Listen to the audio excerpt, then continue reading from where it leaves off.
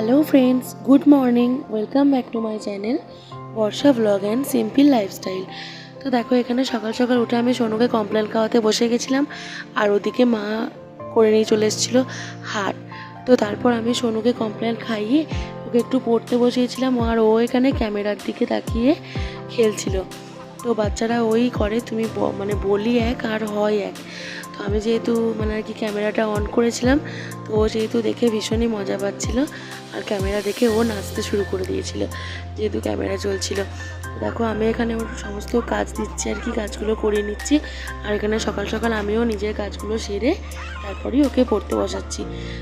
তো আমাদেরকে আগেই বলেছি যে আমি সকাল সকাল উঠে সব কিছু কাজ ছেড়ে ওকে নিয়ে একটু সময় দিই, যাতে ও সব কিছু ভালোভাবে শিখতে পারে।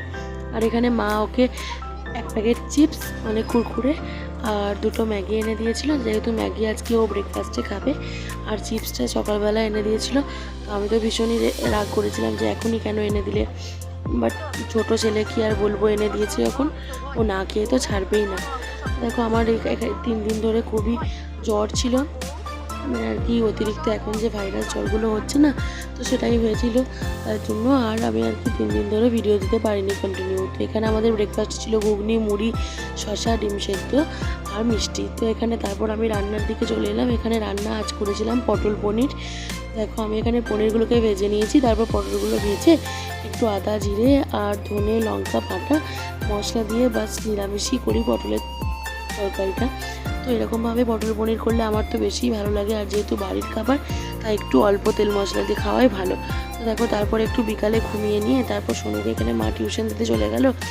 আর খানিকক্ষণ পর খানিকক্ষণ পরই বৃষ্টি নেমে গেছে। তো অতিরিক্ত বৃষ্টি হচ্ছিল। তারপর এখানে সন্ধ্যের দিকে আমি একটু মেজমাকে আলতা পরিয়ে দিচ্ছিলাম। তো আমার আলতা পরাতে এবং পরতে খুবই ভালো লাগে। আর আমরা যেহেতু গ্রামে থাকি, আর গ্রামের বাড়ির বউরা আর কি এসব রিচুয়ালস খুবই ভালোবাসে। আর কে ভালোবাসে না ভালোবাসে জানি না, আমি তো স্পেশালি খুবই ভালোবাসি। তারপর রাতে করেছিলাম একটু চিকেন। তো দেখো, এখানে আমি মশলাটা কষে নিচ্ছি। আর এসেছিল হচ্ছে আমার ননদ আর ভাগনা, ননদের বর, সবাই এসেছিলো।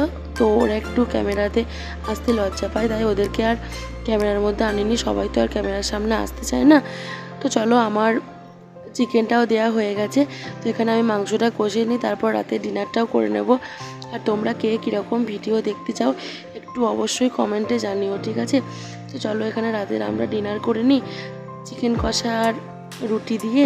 আর তোমরাও ততক্ষণে ভিডিওটা লাইক, শেয়ার অ্যান্ড সাবস্ক্রাইব করে দিও। তো সবাই ভালো থেকো। চলো, টাটা।